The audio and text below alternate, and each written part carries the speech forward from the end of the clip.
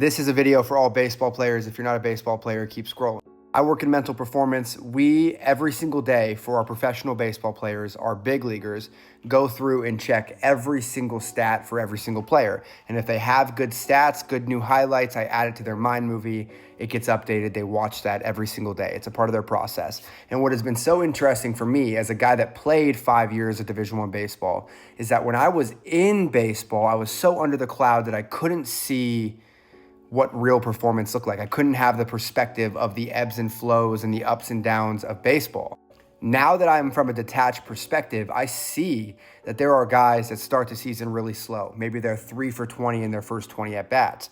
But what you don't realize is these guys in 20 of those at-bats, 10 of those balls were hit really hard and they're just caught.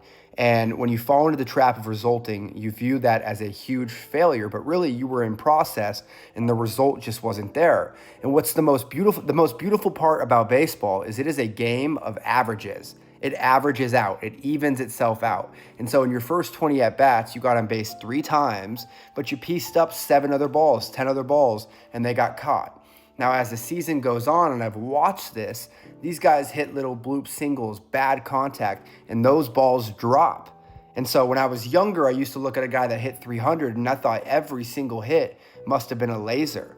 And what you realize is that the game evens out, and you have to give yourself a chance to let the averages play out. But when you fall into the trap of resulting, and you try to do too much because I'm 3 for 20 in my first 20 at-bats, like you abandon the process.